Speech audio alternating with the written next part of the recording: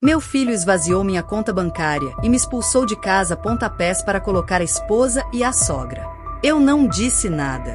Mas 3 dias depois, meu filho me ligou chorando e disse: Mãe, o que você fez? Minha vingança foi letal. Antes de te contar tudo o que aconteceu, deixe um comentário dizendo de qual cidade você está ouvindo a minha história. Eu adoraria saber até onde a minha voz chegou.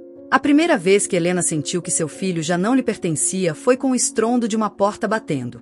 Um golpe seco, áspero, que ecoou pelas paredes como um tiro e a deixou paralisada, ainda com a colher de pau na mão e o avental manchado de ensopado. Lá fora, chovia com fúria. As gotas contra a janela soavam como unhas arranhando o vidro. E dentro de casa, seu filho, seu único filho, a olhava com uma frieza que ela jamais havia visto. Tinha 62 anos, o cabelo preso num coque improvisado no meio da tarde, os olhos cercados de um cansaço que parecia de outra vida, não da sua. Por 3 décadas trabalhará em turnos duplos como enfermeira, renunciar à juventude, às viagens, à ideia de refazer a vida depois de enviuvar cedo. Tudo por Daniel. E agora Daniel lhe falava como um estranho. Helena colocou a colher sobre a mesa e sorriu, nervosa. Acreditava que tudo não passava de um mal-entendido, uma brincadeira cruel. Do que você está falando, filho? Perguntou em voz baixa. Daniel não sorriu. Tinha 34 anos e vestia uma camisa azul recém-passada, que ela mesma havia deixado pronta naquela manhã. Ao lado dele estava Laura, sua esposa, de braços cruzados, com uma expressão de triunfo mal disfarçada. A sogra, que morava havia semanas na mesma casa, observava a cena de um canto, calada, como quem assiste a uma peça de teatro cujo final já conhece. É hora de você morar em outro lugar, mãe. Essa casa agora é minha e da Laura. Não há espaço para 3 famílias, disse Daniel. A voz saiu fria, sem hesitação. Helena olhou e soltou uma risada nervosa, tentando quebrar o gelo. Daniel, por favor, pare de dizer bobagens. É sua casa, mas é minha casa também. Aqui você cresceu, aqui dormia quando tinha febre, aqui. Laura deu um passo à frente. A conversa acabou, senhora. A senhora sabia que isso ia acontecer mais cedo ou mais tarde. É melhor aceitar com dignidade. Helena sentiu uma pontada no peito. A sogra de Laura arqueou a sobrancelha, saboreando o espetáculo. Daniel, eu sou sua mãe, murmurou Helena, quase num fio de voz. Foi, disse ele, baixando o olhar. Agora você atrapalha. A palavra caiu como um tijolo. Atrapalha. Helena levou a mão ao peito. Por que você me odeia tanto? Eu não te odeio, respondeu Daniel. Só que você não cabe mais na minha vida. Helena sentiu o chão desabar sob seus pés. Até aquele momento, acreditava que tudo que havia feito por seu filho, as noites sem dormir, as dívidas pagas, as mãos rachadas de lavar suas roupas de criança, as brigas com vizinhos e diretores para defendê-lo, construiriam um amor sólido. Mas naquela sala de jantar, com a chuva batendo do outro lado do vidro, ela entendeu que o amor não era um escudo. O que vocês fizeram com a minha conta? Perguntou de repente, porque nos últimos dias tinha visto movimentos estranhos. Não quis acreditar, mas o saldo estava zerado, como um poço seco. Daniel ficou em silêncio. Laura olhou com um sorriso quase invisível. Você vai sair agora. Pegue suas coisas, ordenou Laura. Helena deu um passo atrás, o olhar fixo no filho. Daniel, não permita isso. Eu sou sua mãe. Esta é a minha casa. Não é mais, respondeu Laura. Empurrou-a com força em direção à porta. Helena tropeçou no tapete e caiu de joelhos. Sentiu o frio do chão nas palmas. A porta se abriu com violência, e a chuva entrou como um animal furioso. Seu avental se encharcou em segundos. Helena se levantou devagar, com dignidade, tremendo. Vocês não têm esse direito. Laura respondeu, com voz suave, porém venenosa. A senhora mesma assinou. Está tudo em ordem. Helena olhou para Daniel. Assinei o quê? Ele desviou o olhar. É melhor a senhora ir, mãe. Já está decidido. A porta se fechou atrás dela com um baque seco. Do lado de fora, o barro sujou seus sapatos, a chuva batia em seu rosto. Helena sentiu-se desmanchar por dentro, mas não chorou. Não ali. Caminhou até a esquina, sem rumo. Pela janela, achou ver Laura abraçando Daniel, consolando. Não soube dizer o que doía mais, o dinheiro perdido ou o teto arrancado. Enquanto caminhava, o som da chuva a acompanhava como um tambor distante. Lembrou-se, sem querer, de quando Daniel tinha 6 anos e se recusava a dormir sem que ela cantasse para ele. Lembrou-se das palavras dele: "Eu sempre vou estar com você, mamãe." E agora essas palavras ecoavam quebradas. Passou em frente à casa da vizinha, Marta, que a olhou assustada. "Helena, o que aconteceu? Você está encharcada." "Não é nada, Marta. Nada que já não tenha acabado", respondeu Helena, com a voz embargada. Continuou andando. A cada passo, as lembranças se misturavam ao presente.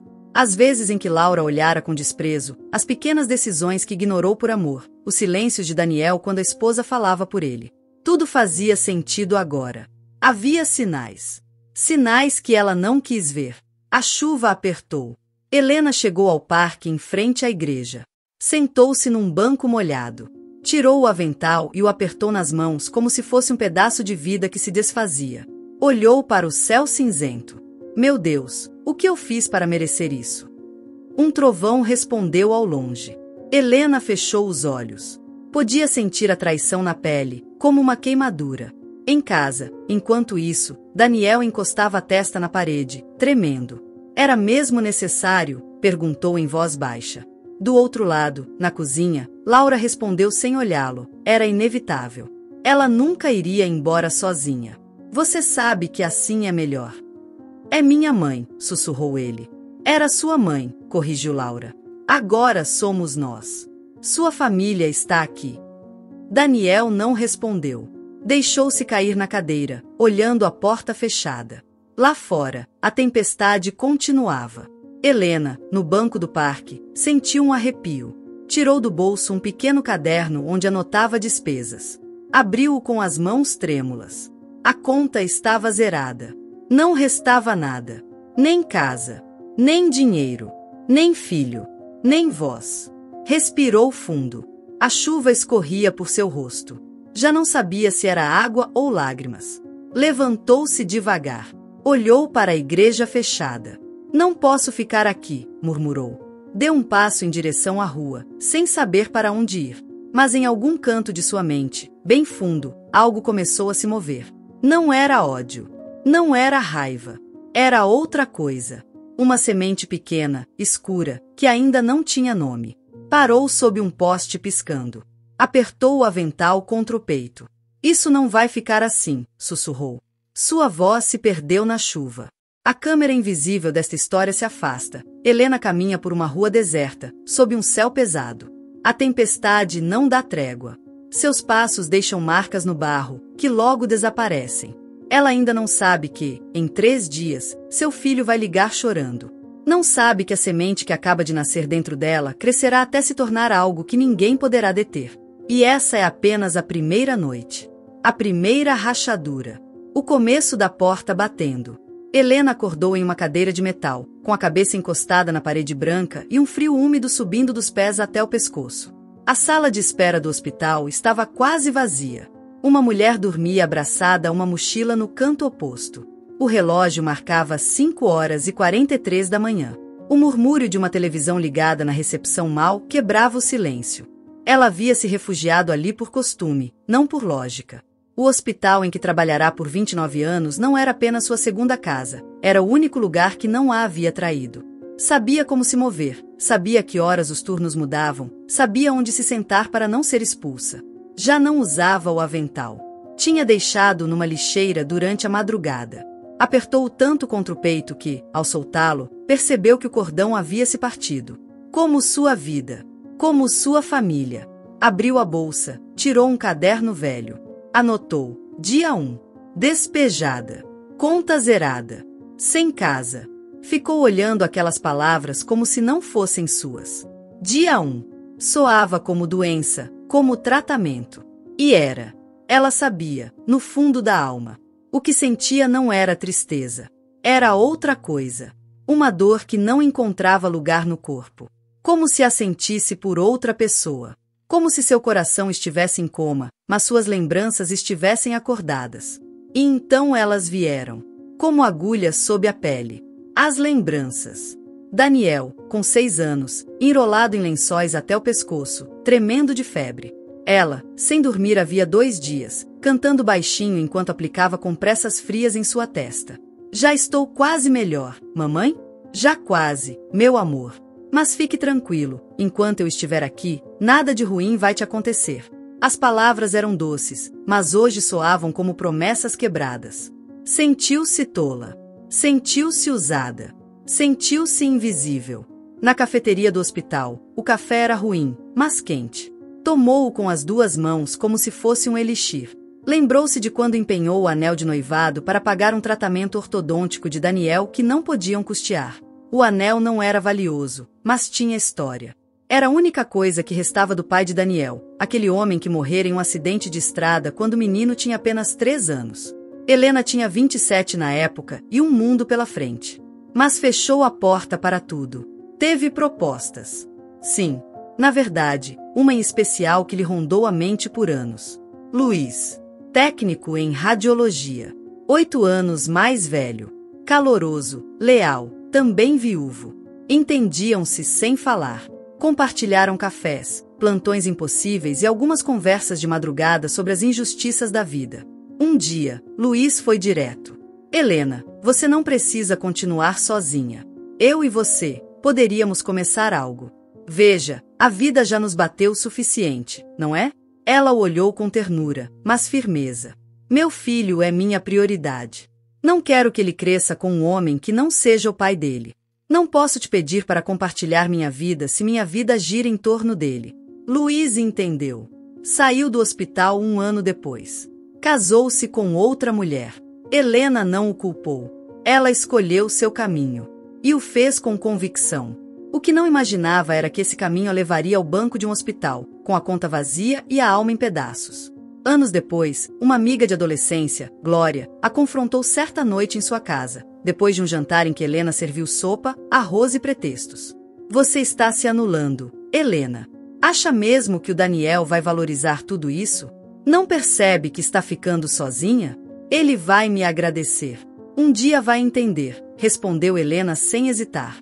Essa conversa foi em 2008. Daniel tinha 18 anos.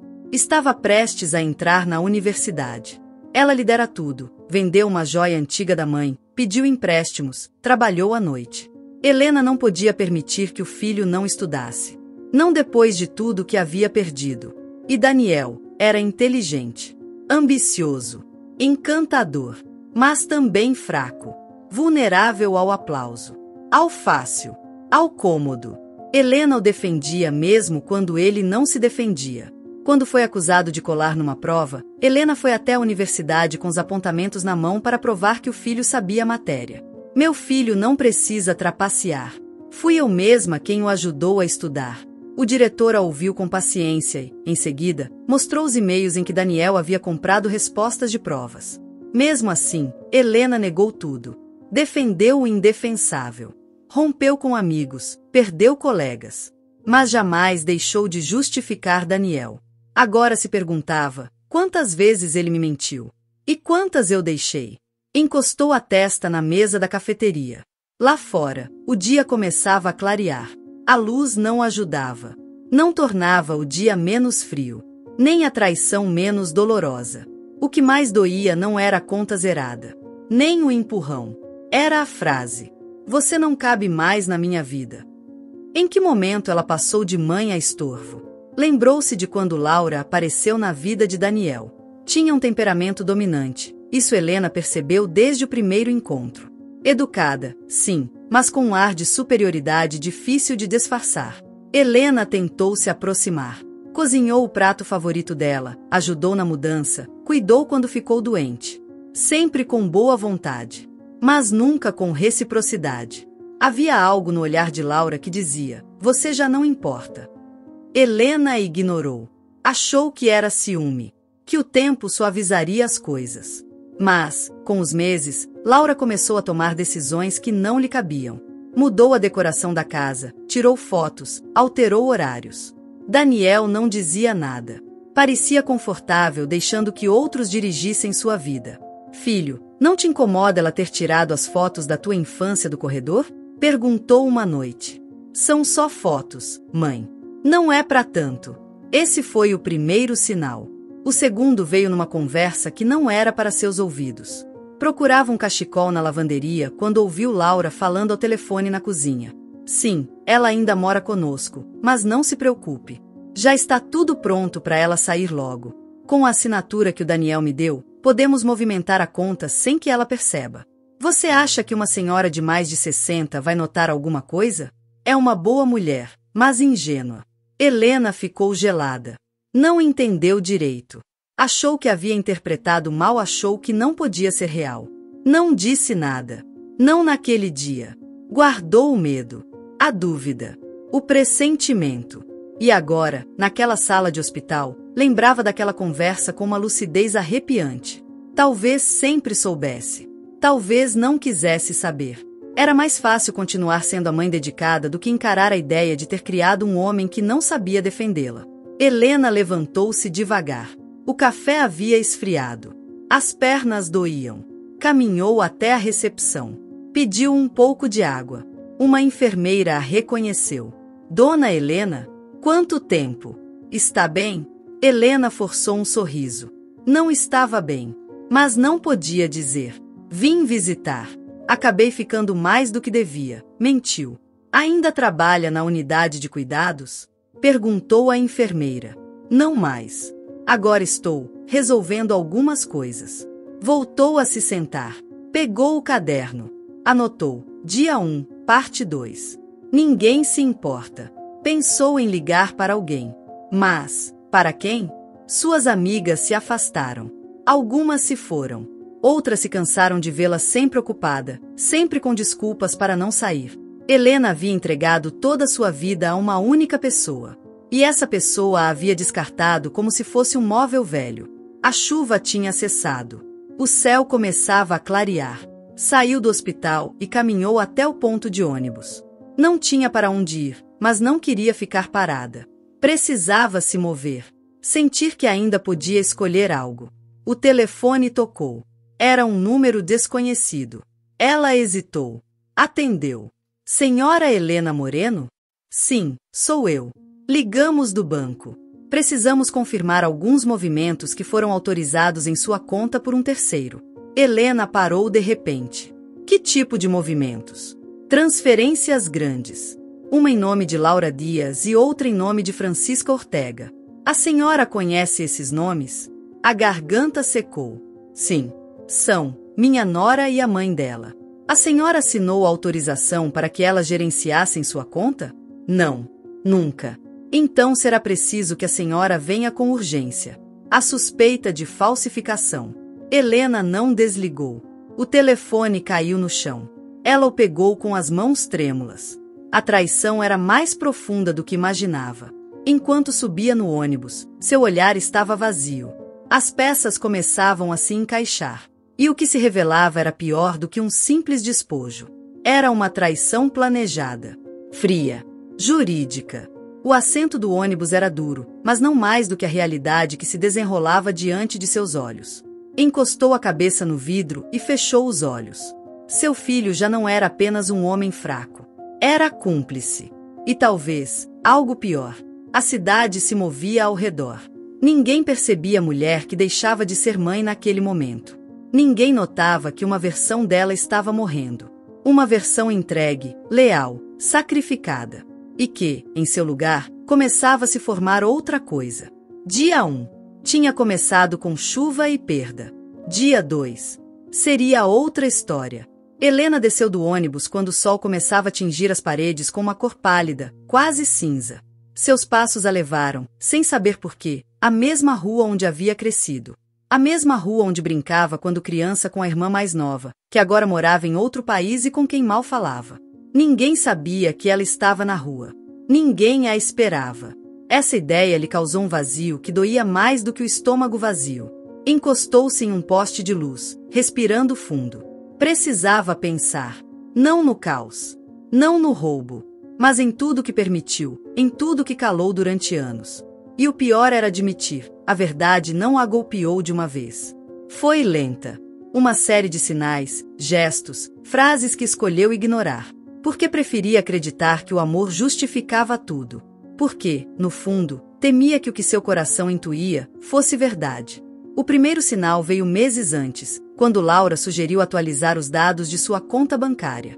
Helena estava cozinhando, e Laura se aproximou com um sorriso suave e uma pasta nas mãos. Você tem um minutinho? É sobre a conta. Para facilitar os pagamentos da casa. Podemos colocar no nome do Daniel e no seu, assim as contas são pagas de uma única conta. É mais prático. E assim você não precisa se preocupar em ir ao banco. Já está ficando mais velhinha, Helena. A frase fez Helena franzir o senho. Velhinha. Mas Laura dizia aquilo com o tom de quem faz uma brincadeira carinhosa. Daniel, sentado no sofá, não disse nada. Apenas levantou o olhar e depois voltou ao telefone. Helena olhou para ele, esperando algum gesto. Mas ele apenas disse: faz o que ela está dizendo. A Laura entende mais disso do que a gente. E ela fez. Assinou sem ler. Confiava. Ou precisava confiar.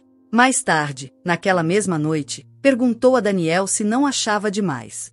Te incomoda que ela cuide das minhas contas? Não quero me meter-se. Mãe, chega. Você sempre vê fantasmas onde não tem. Não confia na gente. Helena se sentiu culpada. Como se duvidar fosse uma traição. Então se calou. E esse foi o erro dela. Não a assinatura. Não o documento. O silêncio. O medo de incomodar. De parecer desconfiada. Esse medo a fez fechar os olhos durante anos. Lembrou de outra cena. Estava entrando em casa com sacolas do supermercado. Ouviu vozes vindas da sala de jantar. Laura falava em voz baixa, mas clara. Sua mãe é um peso emocional, Dani. Você já não é mais o menininho dela. E a resposta do filho foi uma adaga que até hoje sangrava. Ela nunca vai saber o que fazemos. É confiada demais. Helena ficou parada na entrada. Um frio subiu pelas costas. Não quis continuar ouvindo. Não quis saber mais. Entrou como se nada tivesse acontecido. Cumprimentou. Sorriu. Deixou a sacola sobre a mesa. Comprei os biscoitos que você gosta, Laura. Que amável, Helena, respondeu Laura sem levantar os olhos. Naquela noite, enquanto preparava o jantar, pensou que tinha interpretado mal as palavras. Que talvez falassem de outra coisa. De um documento, de uma despesa. Qualquer desculpa que tornasse mais suportável a frase do filho. Naquela noite decidiu ignorar. Foi só um momento ruim, disse a si mesma. Ele estava cansado. Mas não foi um momento. Foi um aviso. Um alerta disfarçado de rotina. À medida que o dia avançava, Helena parou diante de uma cafeteria pequena. Sentou-se perto da janela. Pediu um chá, não estava com fome. O garçom perguntou se ela esperava alguém. Ela disse que sim, embora fosse mentira. Não queria admitir que estava sozinha. No fundo, não se tratava da solidão física. Era a solidão emocional. Aquela que se sente quando você percebe que as pessoas que ama já não te veem. Ou pior, te veem, mas como um incômodo. Helena levou a xícara aos lábios e lembrou de quando Daniel começou a desaparecer emocionalmente. Não de uma vez. Primeiro, parou de contar suas coisas. Depois, começou a responder com monossílabos. Mais tarde, Laura passou a falar por ele. Daniel disse que não quer que você use mais a sala para seus artesanatos. Fica bagunçado. Daniel disse que não é bom assistir tantas novelas. Elas te deixam negativa. Daniel acha que você devia parar de cozinhar tanto. Já não é necessário. Mas Daniel não dizia nada. Apenas concordava. Era como se sua voz tivesse se transformado na da esposa. Uma tarde, Helena quis falar com ele a sós. Esperou Laura sair. Preparou chá e biscoitos. Podemos conversar? A sós, como antes. Como quando você era criança. Daniel aceitou, a contragosto. Sentou-se diante dela. O que foi agora? Quero saber se você está bem. Se é isso que você quer. Se está feliz. Ele franziu o senho. Por que você sempre duvida de tudo? Por que faz parecer que a Laura me controla? Não digo isso por ela. Digo por você. Te vejo apagado. Estou cansado. Só isso. Você faz um drama por coisas que não são nada. Sempre faz isso. Helena engoliu em seco. Sentiu-se pequena. como se alguém tivesse colocado um dedo em sua testa para empurrá-la para trás. Desculpa, disse. Não preciso de desculpas. Só, deixa a gente viver em paz. Tá bom? A conversa acabou ali. Naquela noite, Helena chorou em silêncio. Fez isso no banheiro, com o chuveiro ligado, para que ninguém a ouvisse. Mas no dia seguinte, sorriu como sempre. Cozinhou como sempre. Porque não sabia fazer outra coisa. Porque esse era o seu idioma, o cuidado. Agora, naquele café, enquanto a cidade seguia seu curso, ela entendia que aquelas pequenas cenas eram feridas que não sangram. Cortes invisíveis. Palavras aparentemente inofensivas que, com o tempo, te esvaziam. Como se alguém fosse tirando teu valor, colherada por colherada. Pegou o caderno. Anotou. Dia 2. Tudo o que ignorei. Tudo o que engoli por medo de perdê-los. O garçom se aproximou. A senhora está bem? Não. Mas obrigada por perguntar. Helena saiu do café. Caminhou sem rumo. Até que uma ideia cruzou sua mente como uma faísca. Voltou à região dos bancos. Precisava de provas. Algo que lhe devolvesse o controle. Sabia que o banco havia mencionado uma assinatura, procuração. Precisava ver. Ver se era real. Ou se tudo era uma farsa legal disfarçada de gentileza. Entrou na agência. Pediu para falar com o gerente. Explicou com voz trêmula que havia descoberto movimentações estranhas. O gerente a olhou com profissionalismo, mas também com distância. Tem certeza de que não assinou uma procuração? Tenho certeza. Não assinei nada que autorizasse transferências em nome da Laura nem da mãe dela. Aqui temos um documento assinado há 2 meses. Precisamos verificar se a assinatura é legítima. Helena pediu para vê-lo. Precisava disso. Quando lhe entregaram a folha, sua respiração parou. Lá estava o seu nome. Lá estava sua suposta assinatura. Mas não era dela. Ou pelo menos, não exatamente. Era uma imitação. Bem feita. O suficiente para enganar quem não a conhecesse. Mas ela soube na hora. A curvatura do I, o traço final do M. Não era sua letra. Era uma cópia. Helena sentiu o chão se desfazer sob seus pés. E, ao mesmo tempo, algo se acendeu dentro dela. Uma raiva controlada. Não destrutiva. Lúcida. Silenciosa. Mas firme. Aquele tipo de raiva que só sentem as pessoas boas quando descobrem que sua bondade foi pisoteada. Guardou uma cópia do documento. Agradeceu. E saiu. Caminhou de cabeça erguida. Como se o peso em suas costas começasse a encontrar outra forma de se sustentar. Na esquina do banco, tirou o telefone. Ligou para um número que não usava há anos. Glória. Helena? Você está ocupada? Não para você. Onde você está? Perto. Posso te ver? Glória chegou em 20 minutos. Encontrou Helena num banco de praça, com o olhar fixo no horizonte. Você está diferente. Eu estou. Acho que estou acordando de alguma coisa. O que aconteceu? Roubaram tudo de mim. E não falo do dinheiro. Tiraram meu filho. Tiraram minha casa. Mas o mais doloroso é que eu permiti. Eu mesma entreguei as chaves. Entreguei tudo. Glória sentou-se ao lado dela. Segurou sua mão. Doía acordar, mas é pior viver dormindo. Agora faça algo com isso. Vou fazer. Mas não com ódio. Vou fazer com a verdade. O que você vai fazer? Helena respirou fundo. Vou olhar para trás. Não para ficar, mas para saber por onde entraram. Para fechar aquela porta. E depois, verei o que vem. Aquela noite, Helena não dormiu num banco de praça. Também não voltou ao hospital. Glória ofereceu abrigo, mas ela recusou. Preciso ficar sozinha. Essa batalha é minha. Caminhou até uma pousada barata. Pediu um quarto. Olhou-se no espelho. A mulher que viu não era a mesma que saiu na chuva com o avental encharcado. Era outra. Uma que tinha sido mãe até desaparecer. E que agora, finalmente, estava renascendo. Dia 2. As feridas que não sangram. As que se escondem sob a pele. As que só você sabe que estão lá. E ainda havia muitas a serem abertas. A noite caía sem ruído, como se a escuridão soubesse que não podia causar mais dano do que o que já fora feito. Helena estava sentada à beira de uma cama estranha, num quarto simples da pousada, com as mãos cruzadas sobre o colo e o olhar fixo na parede. Não chorava. Não dormia. Apenas respirava de forma irregular, como quem tenta se manter viva em meio ao naufrágio. Tinha a cópia do documento bancário dobrada no bolso do casaco. Já o havia lido tantas vezes que conhecia cada traço mal feito daquela assinatura falsa, cada ponto fora do lugar. Sua assinatura. Ou, pelo menos, a que alguém havia tentado falsificar descaradamente. E embora tudo dentro dela gritasse que aquilo já era o suficiente para explodir, algo dizia que havia mais. Que aquilo era só a pele de uma ferida mais profunda. E ela tinha razão.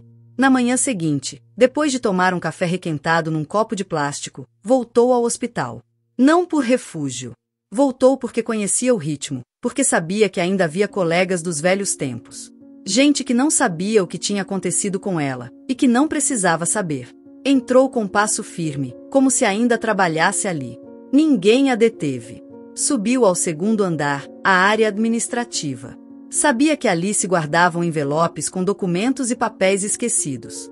Não sabia exatamente o que procurava, mas seu instinto a guiava. Entrou num pequeno almoxarifado. Empoeirado, quase abandonado. Entre pastas velhas e papéis sem assinatura, encontrou uma mochila de tecido azul. Era dela. Havia esquecido há meses, quando parou de ir ao hospital depois de uma discussão com a nova diretora. Nunca mais tinha precisado dela. Até agora. Abriu a mochila com as mãos trêmulas. Entre cadernos antigos e canetas sem tinta, encontrou um envelope pardo. Sem nome, sem data. Apenas uma pequena mancha de café num canto. Abriu. Dentro, papéis. Muitos. Fotocópias. Assinaturas. Uma delas, a mesma que tinha visto no banco. Uma procuração. Mas desta vez, não estava só o nome de Laura. Também estava o de Francisca Ortega, a mãe de Laura. Helena sentiu que faltava o ar. O documento indicava que ela, Helena Moreno, autorizava ambas as mulheres a terem acesso total às suas contas, investimentos e propriedades. Não apenas o dinheiro. Também a casa. Também tudo. Leu de novo. Cada linha era uma facada. O mais cruel não era a falsificação. Era o fato de que tudo aquilo tinha sido gerido em silêncio, com tempo, com estratégia. Isso não foi um erro. Foi um plano. Um plano que começara muito antes de a mandarem embora na chuva. Levou os papéis ao banheiro do hospital, o único lugar onde sabia que poderia ficar só. Trancou-se. Deixou cair a mochila. Ajoelhou-se no chão frio e estendeu os documentos à sua frente como se fossem peças de um crime. Porque eram provas de uma traição. Olhou para as próprias mãos. Tremiam. Não de medo, de raiva, de decepção, de dor. E então disse, em voz baixa, só para si, como uma confissão que precisava ser dita. Não só me tiraram o teto, tiraram-me o filho que eu dei à luz. As lágrimas não caíam como antes. Já não eram suaves nem libertadoras. Eram como fogo saindo dos olhos. Sentou-se no chão. Respirou fundo. Sabia o que acabará de descobrir, mas precisava entender. Precisava unir as peças. Tirou o extrato bancário que havia solicitado no banco no dia anterior. Sentou-se com ambos os documentos à sua frente e começou a revisar linha por linha. Transações. Compras. Retiradas de fundos. Uma transferência para uma clínica estética. Outra para uma joalheria. Depois, o pagamento integral de um carro de luxo. Em todos os comprovantes aparecia o mesmo nome, Francisca Ortega. Não Laura, nem Daniel. Sua sogra. Helena ficou imóvel. O que aquela mulher tinha a ver com tudo aquilo? Desde quando? Por quê? A resposta se desenhou sozinha em sua mente. Porque foi Francisca quem planejou tudo. Laura foi a executora. E Daniel? Daniel foi o tolo útil. Olhou de novo a folha. No rodapé de um dos papéis havia uma anotação à mão. Letras rápidas, desajeitadas. Confirmar a assinatura antes de sexta-feira. Francisca. Helena fechou os olhos. A imagem de Francisca sentada na sua sala, tomando café com total confiança, ombando em silêncio, atingiu-a com força. Lembrou-se de como ela ficava mais dias do que o combinado. Como dizia frases em tom sarcástico que pareciam inocentes, mas que agora tomavam outro sentido. Eu nunca poderia morar com minha sogra, mas a senhora parece tão resignada. A senhora é boa, Helena. Tão boa que qualquer um poderia aproveitar-se. Lembrou-se também de como ela foi se apropriando da casa aos poucos. Primeiro ocupando um quarto, depois deixando roupas penduradas no banheiro. Mais tarde instalando uma televisão na sala. Um dia, Helena quis fazer-lhe uma sugestão. Francisca, talvez a senhora pudesse procurar um lugar por perto. Sei que está esperando o fim do mês. A senhora está me mandando embora? Respondeu ela com um sorriso que não chegava aos olhos. Não, claro que não. Só estava pensando no seu conforto. Estou muito confortável aqui. A senhora não se preocupe. Já verá que em breve tudo será mais fácil. E assim foi. Logo tudo ficou mais fácil, para elas. Saiu do banheiro. Levou os papéis consigo. Não tinha para onde ir, mas já não era a mesma mulher que tinha entrado. Algo dentro dela mudará. A raiva já não a confundia. Guiava. Era como se finalmente estivesse abrindo os olhos depois de anos de olhar através de uma cortina. E o que via era sua vida em pedaços, construída sobre uma mentira. Decidiu voltar à casa de Glória. Bateu à porta. Glória abriu com expressão preocupada. O que aconteceu? Já sei a verdade. Não foi Daniel. Não totalmente. Foi Laura. Foi a mãe dela. Foram elas. Me usaram. Me apagaram. Me substituíram. Glória deixou-a entrar. Sentaram-se à mesa. Helena espalhou os papéis. Glória leu em silêncio. Tudo isso vem de antes de a mandarem embora? Meses antes. Assinaram como se fosse eu. Mudaram os dados. Mexeram nas minhas contas. Eu não existia. Servia só enquanto tinha algo a lhes dar. Glória balançou a cabeça. Isso é crime, Helena. Você tem que denunciar. Vou. Mas antes quero saber até onde foram. Até que ponto fui usada sem saber. Porque cada lembrança que tenho agora está contaminada. Cada gesto amável fazia parte de um plano. Cada favor que me pediam. Cada palavra. Tudo. Caiu o silêncio. Glória baixou a voz. E Daniel? Não sei se foi enganado ou se decidiu olhar para o outro lado. Mas não me importa. Não o perdoo. Ainda não. Passaram horas revisando papéis. Helena anotava datas, nomes, detalhes. Começou a fazer uma lista. Não de inimigos, mas de traições. Laura, por manipular, por mentir, por ocupar o seu lugar. Francisca, por planejar, por envenenar o ambiente, por tirar-lhe o filho sem uma única palavra. Daniel, por calar, por ceder, por não olhá-la nos olhos. Helena levantou-se. Olhou pela janela. A cidade seguia seu ritmo. Parecia-lhe absurdo que tudo continuasse igual enquanto ela se despedaçava por dentro. Você vai ficar aqui esta noite? Perguntou Glória. Não. Já não consigo mais dormir em casas alheias. Preciso fazer alguma coisa. Ir a algum lugar onde eu possa pensar. Onde eu possa recomeçar. Para onde vai? Para casa. Como assim? A casa deles? A minha casa. Eles a têm agora. Mas eu ainda tenho as chaves. Quero entrar. Ver. Não a eles. A casa. Ver o que fizeram. E ver o que farei depois. Glória não tentou detê-la. Apenas a abraçou forte. Você não está sozinha. E já não é a mulher que saiu dali com chuva no rosto e a dignidade quebrada. Não. Agora sou outra. E eles ainda não sabem quem sou quando eu desperto. Helena foi ao anoitecer. Caminhou até sua antiga casa. A fachada continuava a mesma. Mas algo na atmosfera era diferente. A janela do seu quarto estava iluminada. Havia risos lá dentro. Não de Daniel. Eram risos femininos. Laura e a mãe dela. Helena aproximou-se com cautela. Agachou-se junto à janela da sala. Escutou. E se ela denunciar? Perguntou Francisca. Ela não vai. Não tem para onde cair morta. E se tentar, faremos com que pareça louca.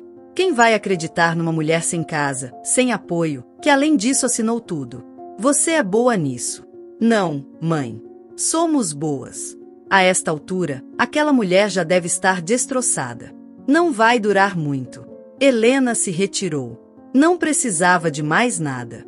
Já não sentia medo, nem tristeza. Sentia clareza. Estava pronta. Voltou para a rua. Pegou seu caderno. Dia 3. Já não me sinto traída. Me sinto desperta. E a história mal começava. Helena não voltou para a casa de Glória depois de ouvir aquela conversa pela janela. Não lhe restavam lágrimas, nem palavras. Naquela noite, caminhou sem direção fixa por mais de 1 hora, como se seus pés soubessem para onde ir, mesmo que sua mente ainda não soubesse. Passou por lojas fechadas, por casais que riam sem saber que o mundo podia desabar sem aviso, e por carros que passavam sem parar. Ninguém a olhava. E pela primeira vez, ela se alegrou com isso. Terminou em uma pequena igreja abandonada, em um bairro onde as ruas eram mal iluminadas e as casas tinham grades nas janelas. A porta principal estava trancada com uma corrente enferrujada, mas ela encontrou uma entrada lateral sem tranca. Entrou com cuidado, empurrando a madeira inchada pela umidade, e sentou-se no último banco de madeira, junto ao pó e aos restos de uma vela consumida. O altar estava vazio. Não havia imagens. Não havia nada sagrado, além do silêncio. Passou ali as 2 noites seguintes. Não falou com ninguém. Não comeu muito.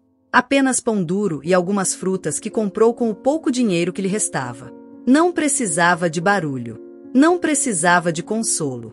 Precisava ficar quieta. Esvaziar-se. Morrer simbolicamente para poder se reconstruir. No segundo amanhecer, tirou do bolso seu caderno. Abriu a página em branco e começou a escrever. Mas não pensamentos nem emoções. Começou com datas. Depois nomes. Depois frases que ouvirá nos últimos meses. Descrições. Tons de voz. Mudanças na rotina. Registros bancários. Tornou-se meticulosa. Como uma cirurgiã. Ou como uma detetive. Porque, se iam enterrá-la, ao menos ela se certificaria de deixar registrado o crime. Uma frase ficou sozinha em uma página. O que destrói não é o ódio. É a confiança usada como arma. Fechou o caderno. Respirou fundo. Não tinha um plano completo, mas tinha algo melhor, clareza.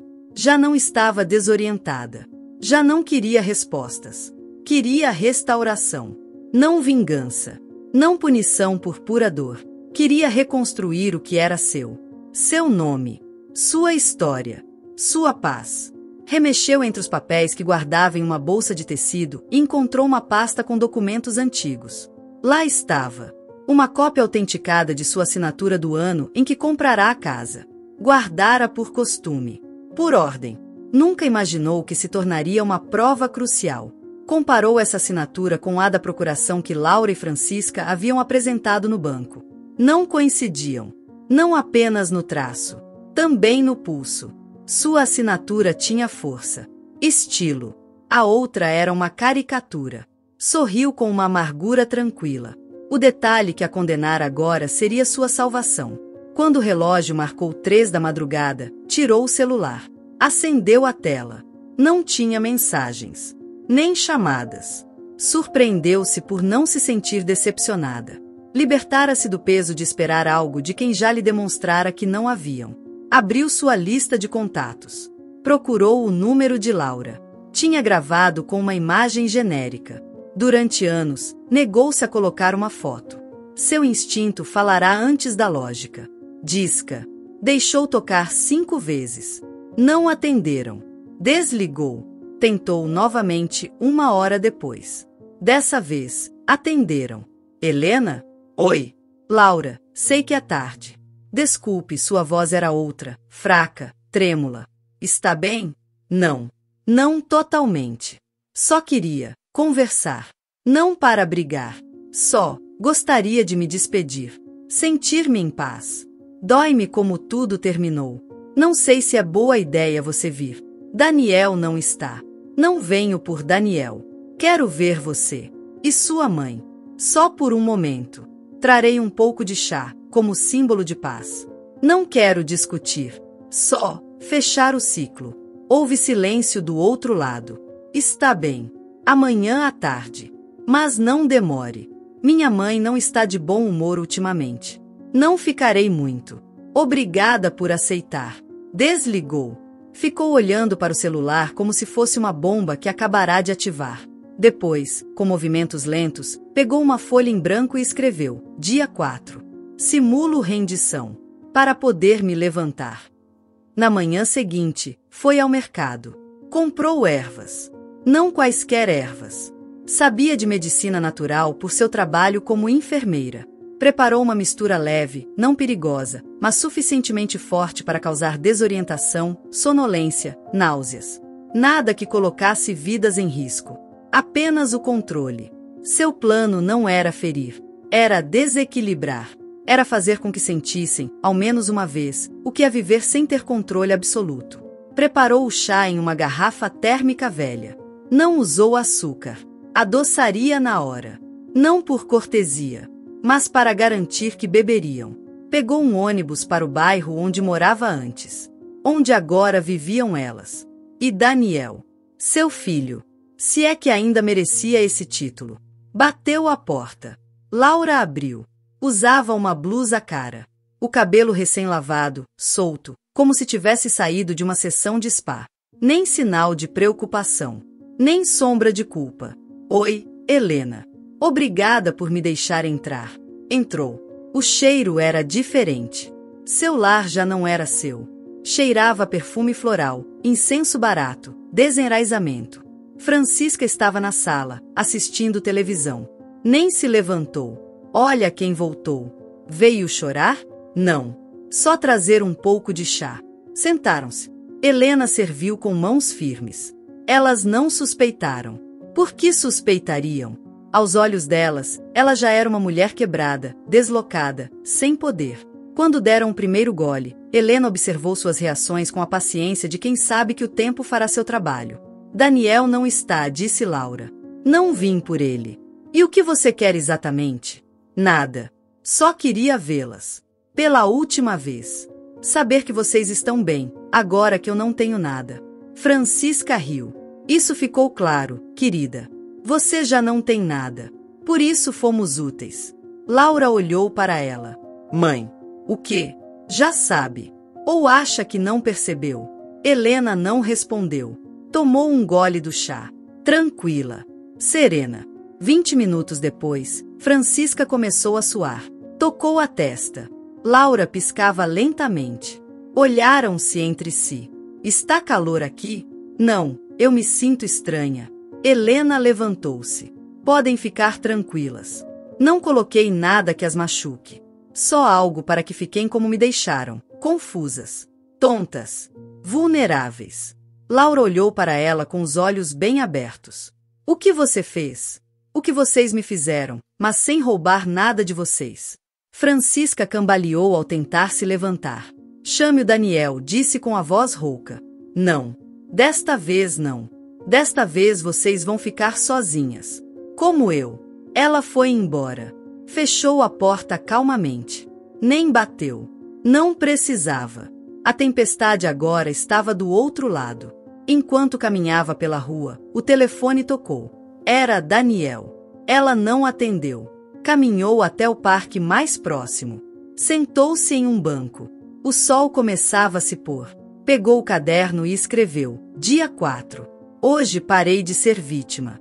Hoje comecei a ser dona da minha história. O telefone tocou de novo. Ela olhou. Desta vez, atendeu. Mãe, o que você fez? Sua voz soava alterada. Desesperada. O que vocês me obrigaram a fazer? O que você lhes deu? Nada que as machuque. Só uma pequena amostra do que é perder o controle. Mãe, por favor, não me chame assim. Você ainda não ganhou o direito de me chamar de mãe. Daniel ficou em silêncio. Por que você faz isso? Porque eu estive prestes a desaparecer. E não vou permitir. Ela desligou. Naquele dia, não dormiu na igreja. Nem na casa de Glória. Nem em um albergue. Dormiu em paz. Porque, pela primeira vez em anos, havia recuperado algo que nunca deveria ter perdido, o poder de dizer basta. A manhã seguinte não chegou com sol nem promessas. Chegou com calma. Helena abriu os olhos lentamente, como se cada parte do corpo precisasse reaprender a habitar um mundo onde já não era invisível. Estava deitada sobre um colchão fino no quarto dos fundos de uma velha casa que pertencia a uma tia falecida. Ninguém a procurava lá. Ninguém sabia que ainda tinha aquela chave. Não havia eletricidade, nem conforto, mas era o seu espaço. E o silêncio não doía. O silêncio já não era inimigo. Ela se levantou sem pressa. Abriu as janelas. O vento entrou suave, misturado ao cheiro de terra molhada.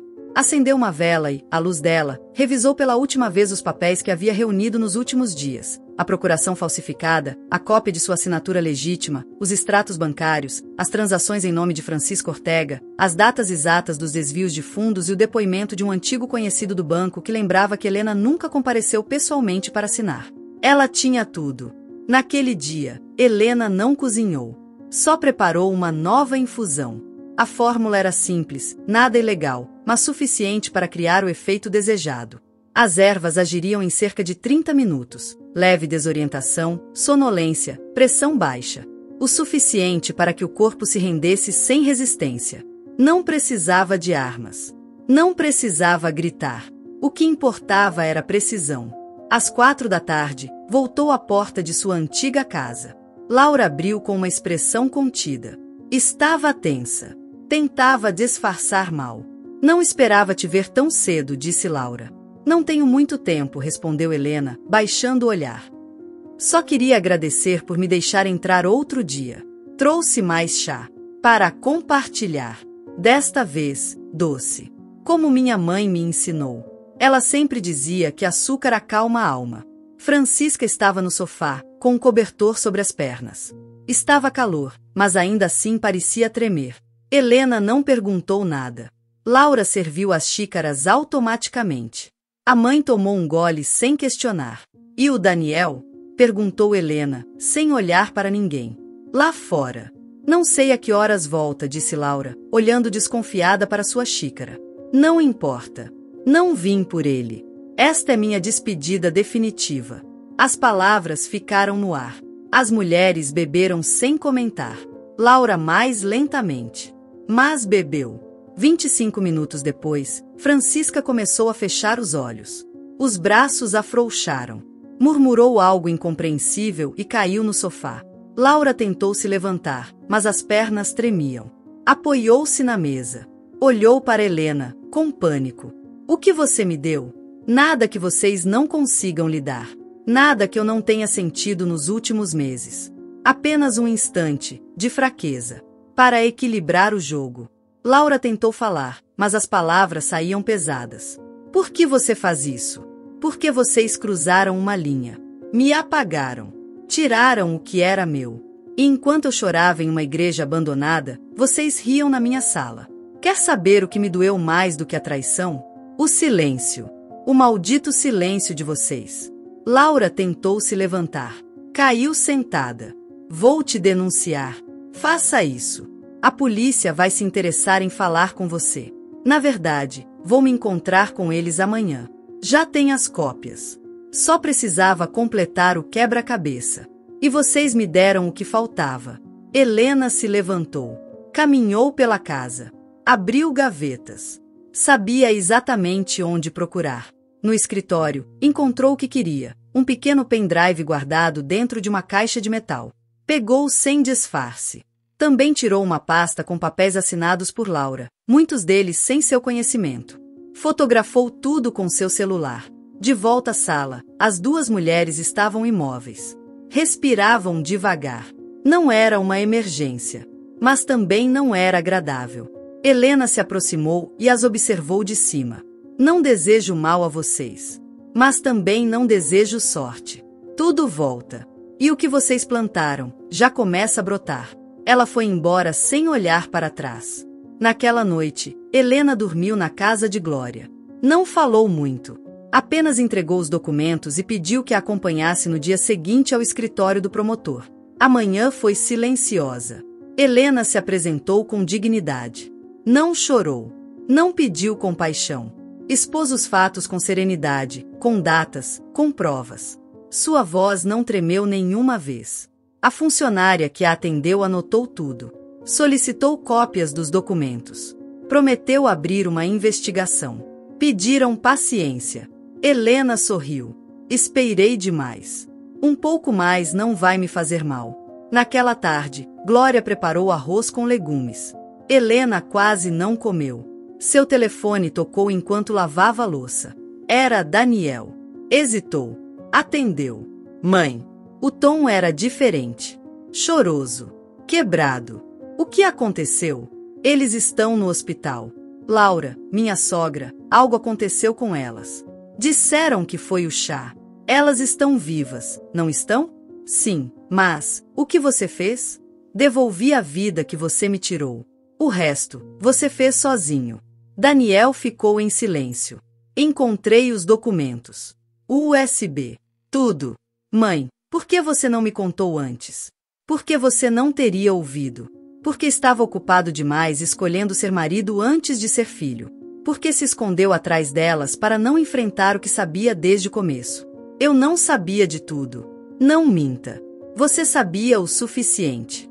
E bastou fechar os olhos. Daniel soluçou. Não quero te perder. Você já me perdeu. Fez isso no dia em que permitiu que me demitissem. Fez isso cada vez que não disse nada enquanto elas tomavam decisões em meu nome.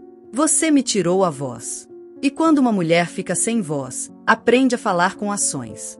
E agora? Agora você enfrenta as consequências. Como adulto. Como homem. Como alguém que não pode mais se esconder. Você me odeia? Não. Você me decepciona. E isso, às vezes, dói mais que o ódio. Ela desligou o telefone. Dias depois, a polícia notificou Laura e Francisca sobre a investigação por fraude e falsificação de documentos. As ligações de Daniel se tornaram mais frequentes. Ligações que Helena nem sempre atendia. Uma manhã, enquanto tomava café com Glória, a televisão mostrou uma manchete. Mulher e sua mãe acusadas de falsificação e desvio de fundos. Possíveis acusações criminais. As fotos eram claras. Laura, com o rosto coberto. Francisca, em cadeira de rodas. Daniel, à distância, em silêncio. Glória desligou a TV. E agora? Helena tomou um gole. Agora, respiro. Daniel não voltou a procurá-la pessoalmente. Helena o deixou ir. Não com ressentimento, com aceitação. Às vezes, os filhos se perdem. E é preciso deixá-los ir para não se perder também. Naquela tarde, passou novamente em frente à sua antiga casa. Já não doía. Já não importava. O ciclo estava se fechando. E o silêncio, desta vez, era dela. Não um silêncio desconfortável. Tampouco um silêncio vazio.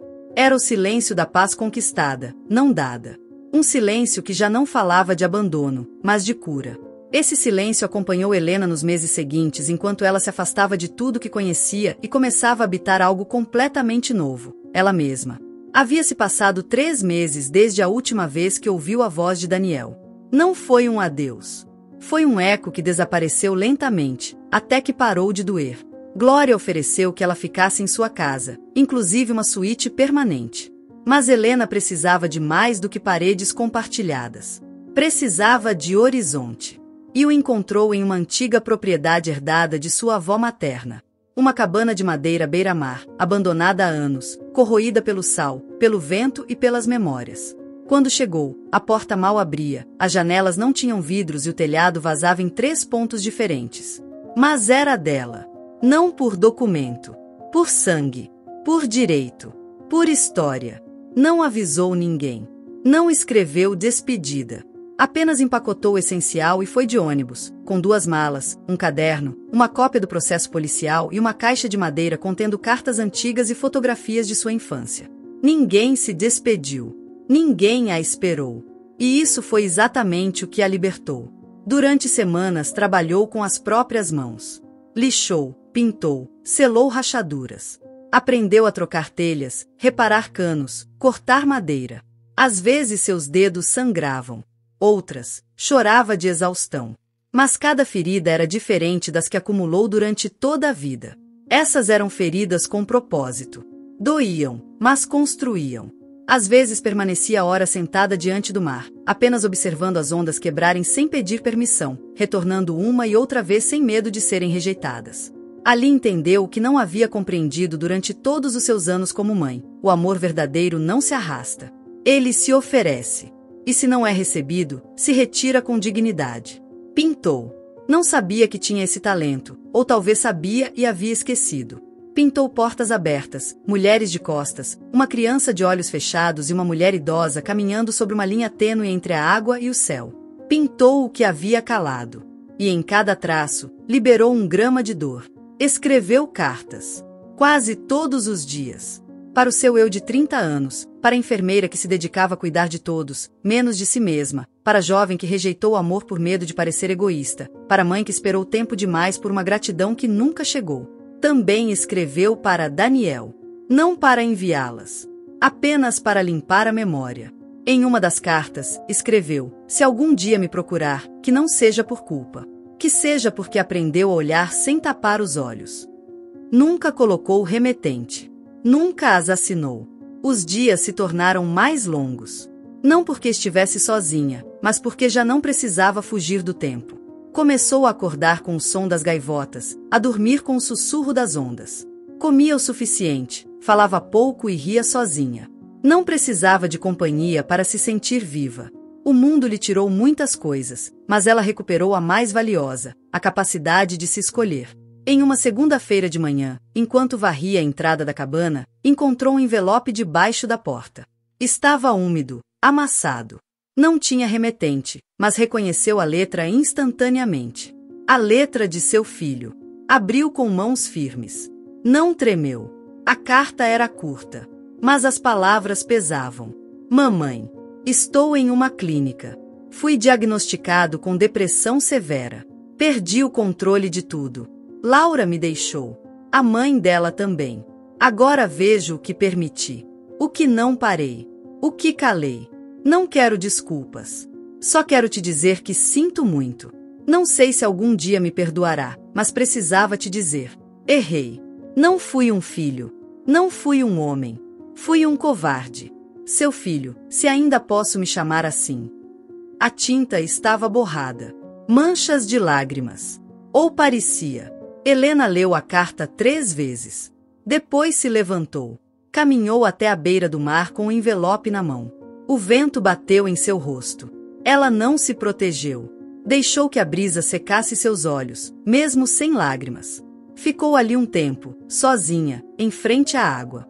E então rasgou a carta em pedaços. Um por um. Sem ódio. Sem fúria.